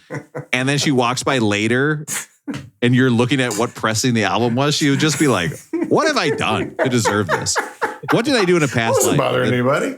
Speaking of record listening, Aaron, this new place that I'm living in, there's a part of the house in the upstairs level which is perfect for a little record cove. Oh, I love it. Record player is set up. Yes. Now, like, what are the next things? Like, what kind of chairs do you get for your record listening area? What type of table to put your little snacks in? Something with an ottoman. Do you have an ottoman? Yeah. What's your guys' style for your record listening area? I need like a mid-century modern kind of curvy chair with a little bit with a smaller ottoman. Yeah. Go to Elm. I got an Eames chair. My lady spoils me, so that's what I got.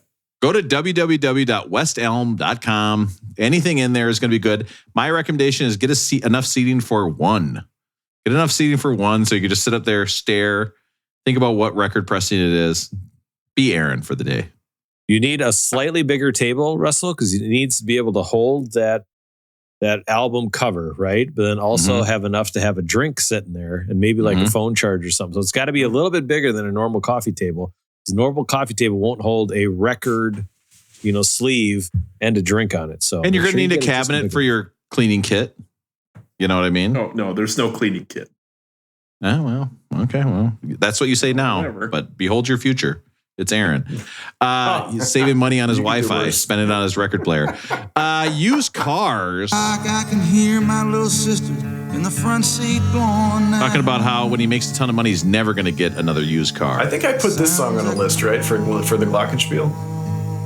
Yes, it's one of the tracks. One of the 4 tracks is the Glockenspiel on He had this. 4 tracks. He used one for a Glockenspiel. Like, now that I know that, that's even more impressive. It's so great.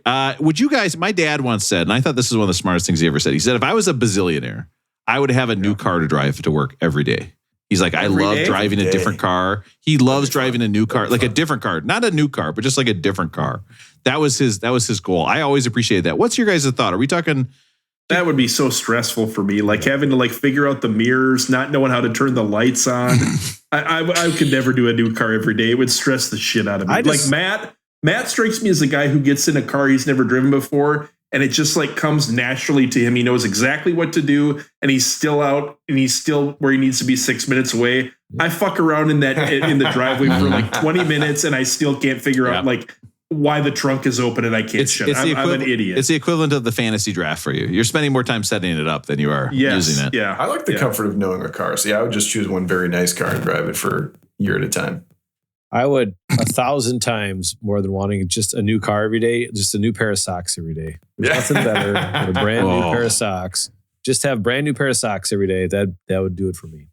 God, and that's so weird because I would love a pair of used underwear every day. Oh. Man, that is so strange. Anyway, open all night. This used to be a skipper for me, but now I think this is one of the great achievements in rock and roll. You used to track it. Yeah, I used to track it. I love this. It's incredible.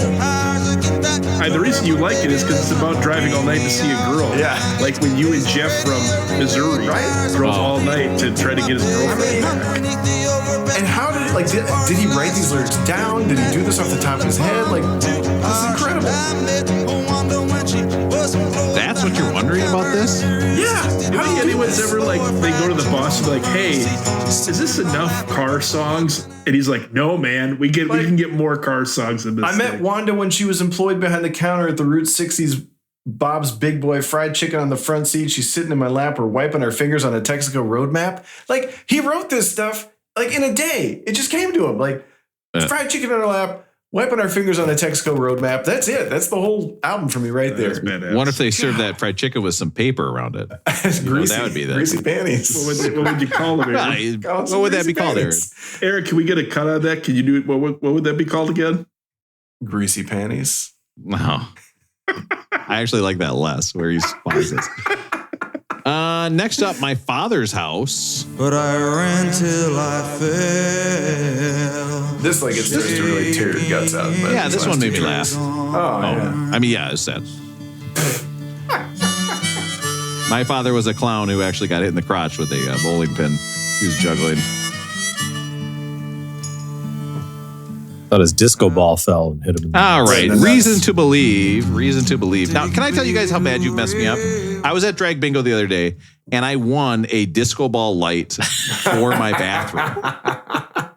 And I had it, and I was there for Father's Day, and I had won this thing, and I was like, oh, this will be fun. I'll put it in the bathroom, and it lights up. And my kids go, oh, Grandpa's going to love that. You got to bring it to the cabinet. And I was like, no. My life is, I'm bad. I've ruined things in my life. If your kids were to have a podcast one day, they're talking the next 500 greatest albums 20 years when they turn 21 when this podcast is done. Oh, Jesus Christ. Like, what do you think they're going to be talking about you? Like, the old man used to do this. Or like, what's going to be your thing? You don't have disco balls, but what's your thing? I don't know. Can you imagine? Like, imagine just being my kid, right? They're right here. They're 3 feet away from me going to sleep while I'm yelling into this microphone. So they're hearing only my side of the podcast. I want to be clear, right? Which is wild. And then a couple times a week, I put on a giant gi and I go do jujitsu, right? Where I come back and then sometimes I have a black eye. And then sometimes I'm squatting in the living room. Now, of course, when I'm squatting in the living room, do I have to get fully dressed to work out in my living room? I do not. Okay, so I can squat in whatever clothes I happen to be wearing or not wearing. It's fine. Do you wear a gi on the subway? So do you just just walk out? I don't. I did do it with a guy who's like, oh yeah, I wear my gi pants here to save time. I was like, how much time does it take to put on your pants? Don't wear your gi pants on the subway. No, trust me, I do not look intimidating in my gi. I look like I'm about to go to sleep. What about you, Matt? What are your kids going to remember you as? They're going to be like, can you believe the old man used to always do this? What's it going to be? I was trying to think. I don't know. That'd be very interesting. Probably just like bad dad jokes or something. Yeah. I don't know. I'm not sure. Aaron? But probably the record. Honestly, is going to be the old man used to listen to these records. This actually feels like a good time to share. I should have saved this for my next week's Rolling Go. It feels like a good to share that for Father's Day, my wife and son got me a book that where he could fill in. It was like a Father's Day Mad Lib kind of thing. Like I love my dad because, and one of the entries was, my dad is the most excellent person on Beck Did It Better. So I'm sorry, guys, that's the case. My son's going to remember me as the most excellent person on Beck Did It Better. I apologize. Just think, like, I'm going through this thing. I don't know if you guys ever did this. My mom had all these old VHS recordings, like camcorder, recordings when you were kids. And I'm going to go get those like transferred into the cloud or something like that. So we have them. But Rob, Matt, Aaron, your kids are going to always have 500 episodes plus. Oh no. Of your greatest moments. Thanks, Podbean. Hey, it's always going to be there. This is a message for my kids in the future. I just want you to listen to this right now. Earlier, I did a bit about John Popper going down on somebody. Fast forward that. Do not listen to that. Okay? I mean, honestly, I do have to turn to my kids. Like my younger one, sometimes I have to turn around and be like, hey, listen, you can't just say things that are shocking to get a laugh. You have to not do that. Can't do that. John Popper, he was a harmonica player. Yeah, it's kind of reason to believe. Take a baby to the river. Oh, you're wondering what a pop star looked like in the 90s? Let me show you this picture of John Popper. This is who I thought was cool in the 90s. Also, I got to say, John Popper and Chunk coming up on this episode. As a big guy growing up in the 90s, that's like my whole life. Rob, what? Pretty perverted.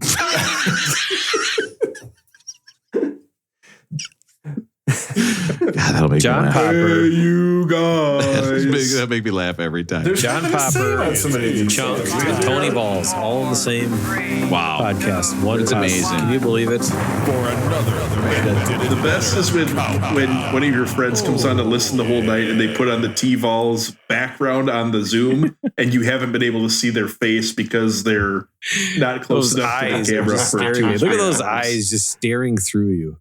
Yeah. Rob? Well, I'm thinking about if I'm good. I think, you know what? I realized I played the wrong sound clip. So now I can play. Guys, let's get into the rating system. Okay, we thought the album was fun. Laugh a minute. The patented and very popular Beck Did It Better rating system. Oh, yeah. Listen, this album, Nebraska, okay, is this perfectly placed at 150, guys? This is exactly 30% of our trip through this list, which we started because we all care so much about music? No, because we really wanted to do a podcast and it makes us feel super creatively? No. Something we started during the pandemic, and now that time has filled up, Aaron, come on. Now that time is filled up, we are too stubborn to cut it out of our lives. What? No. Okay. This is something we are going to give to our children, guys. Think about this. It's for the kids. All right? Evergreen. It's exactly. This is always, people are always, listen, look up who John Popper is if you don't get these jokes. It's funny all the time. Is this at 150? Okay. 30%. Is this the perfect number of tracks on a recorder? Which of course would be 4. This would be rolling, well-toned. This album belongs right at 150. It shouldn't be higher on the list, which we would hear later, or it shouldn't be lower on the list, which of course would have a lower number. And we've also covered it. So again, we are going lower to higher, kind of like we're climbing a mountain. That's how you got to think about it. Or is this album no good? It should be higher on the list, which would be later. Okay. So maybe instead of this being the 5th or 6th Bruce Springsteen album or whatever we've done, this should be farther back. This should be at 151. Okay. Which also reminds me of 99 Bananas. Or that would be like a recorder that doesn't have enough tracks. That's like a 1-track recorder. What are you going to do with that? Okay. I was about to say something so inappropriate. I just would have to cut it. So I'm not going to do that. I'm thinking of all the things I would do with a 1-track recorder. All right. So, or is this rolling boned? It should have been higher up on the list. It got boned. This would be like a recorder with at least 5 tracks. That is actually, this would be like a recorder that you play in elementary school. The perfect recorder. Okay. When I play that thing, I had a 1-track mind, and that was to stop playing the recorder. I hate this damn thing. Okay. It makes no sense to me.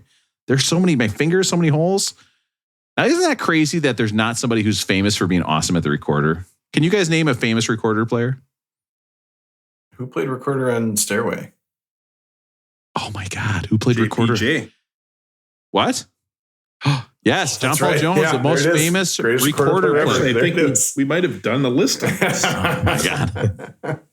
It doesn't matter. We could redo it. Nobody remembers any of the lists. We could just redo them all. Russell, save yourself the time. What do you mean they don't remember it? Well, I mean, I remember them, of course. They've This is been what I'm leaving deeply. for the people. I mean, That's what I'm leaving for your kids to listen to. Can I tell you a sickness, actually? When I heard the Glockenspiel on this album, I was like, oh, we've done a list of the Glockenspiel. Like, my brain is broken. Or did this get Rolling Grown? Should be not as high. Rolling Bone, higher or well-toned. Matt, what do you think? We're talking Nebraska. We're talking Bruce Springsteen. 1982, which you don't realize how early this was. But what do you think? Yeah, at 150, this is the 4th Bruce Springsteen, 4th of 5. So 21, Born to Run, 91, Darkness on the Edge of Town, 142, Born in the USA, 115, Nebraska here. It's just way too much Bruce Springsteen to be in the top 150 of all time. I don't, there's albums coming up. What's the Story? Morning Glories coming up by Oasis and a couple, things like that. Like I grew up listening to that. So I can't say that I would necessarily put this like, oh, this is the greatest album of all time kind of a thing. But, I do like this album. I really like it. I'll listen to it again. I just don't think it needs to be in the 150. If you told me it's like in the 300s, 400s, I'd say great. So I'm going to say it's Rolling Boned. Should be lower on the list, but a higher number. Can I just tell you, I just looked at the track list for Darkness on the Edge of Town. This should just switch places with it. Yeah. What? Oh, No, I was going to say I don't like any of these songs. I don't remember. I don't remember a single song on here. So a little disagreement. And Aaron, what do you think? Rolling Tone, Rolling Bone, or Rolling Groan? Yeah, you know what I'm going to say? It's Rolling Bone. It should be higher. I think these are some of the greatest songs ever written. I enjoy the raw nature of the recording. Matt is also right. It's probably too much Bruce in the top 150. So give me this one and Darkness on the Edge of Town, and the other two can come later. You're forgetting that you are talking to Raw, going to give it to you. Yeah. So that's for our hardcore listeners. And I've got Russell. Oh, no, I went to the beginning of the show. Sorry, guys. We got to do it for the beginning. I've got Russell in Minneapolis. Russell, how are you doing tonight? And what do you think? Is it Rolling Well Toned, Rolling Bone, or Rolling Groan? I don't know. You guys are ragging on Darkness on the Edge of Town. To me, the Boss albums have all been absolute killers we've listened to. The energy, the band, the big band on the sax, just bangers all over. Matt's talked about the four corners of greatness, how he always begins and ends. Every side of the album was just an absolute killer. To me, this is respectfully, I think, the biggest disappointment on the list so far. It's slow. It's depressing. There's no dynamics. I think if you're going to have all these Boss albums this high on the list, this one shouldn't be up here. If I want to listen to Bruce Springsteen, I want the other ones we've listened to so far. I want the energy. There's a reason he's like one of the greatest live artists ever, and it's not because he's playing these songs. So Kid A by Radiohead is no longer the biggest disappointment. This one is the biggest disappointment. You know what, Matt? It might be because he's got all these other albums that are killers. To add a fourth one in the top 150, kind of like you said, Yep. Maybe it's just too much Bruce Springsteen. Maybe if we'd only heard two of his albums before, maybe I'd be good with it. But compared to the other ones, for me, I'll take the other ones. I think this is way too high on the list. I'm going to say it's Rolling Groan, although it does have a time and place. When I get my new record set up and my chair set up, I could see listening to this, but I would say the whole time I'm listening to it, it's Rolling Groan. Now, I've done all the Boss jokes. I've done Hugo Boss. But what I didn't get about this album is when Bruce Springsteen came out dressed like a cop and he started beating on the Ultimate Warrior with his baton. The Big Boss Man. Yes, I couldn't believe it. Wrestling in. If you ever take a trip down to Cobb County, Georgia. You know, the Big Boss Man died at 42. No, don't say that. I was just going to say, I look so much like the Big Boss Man. He died at 42. Yeah. Yeah. Who could believe a wrestler at that time would be living a life that would cause him to die early? Would you take that life, Rob? How old are you? How old are you guys? I'm 43, man. 43. I beat go. the Big Boss Man. Yeah. But I've also never given the Hulkster a hard time slam. So these are different lines. Okay, listen, guys. Remember when he fought the Mountie at WrestleMania? It was like the battle of the Georgia cop versus the Canadian policeman. And Sergeant Slaughter's Trooper, if we're going to talk about the Boss. Rob, what's your ranking? Sergeant Slaughter steps in. Listen, you guys are incorrect, unfortunately. What? This album gets a rolling recorded at home. We've only had one other album recorded at home. What was it? Sly and the Family Stone. Oh. Okay.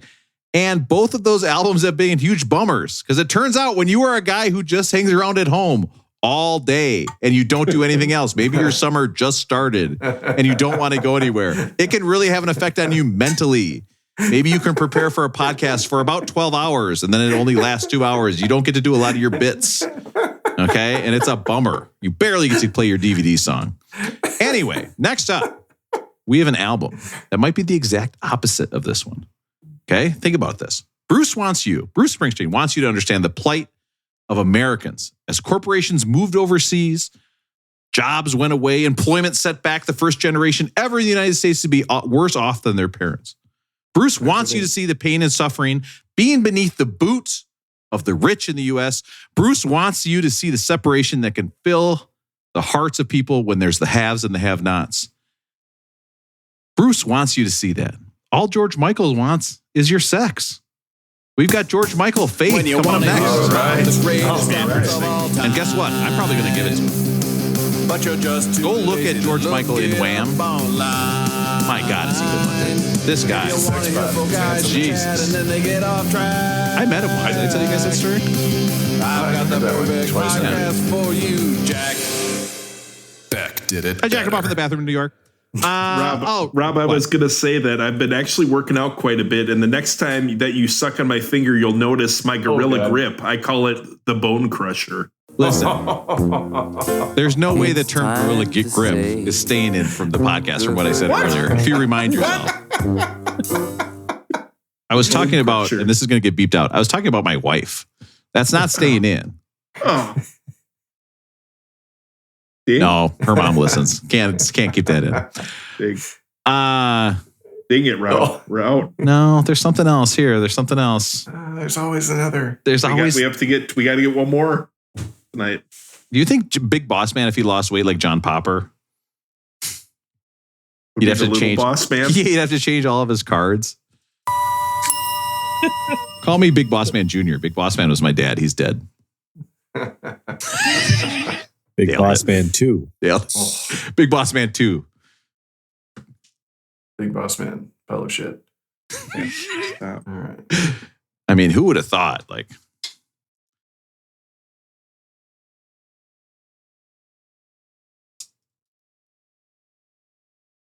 yeah. Let me do this. I gotta take a piss. I'll be right back.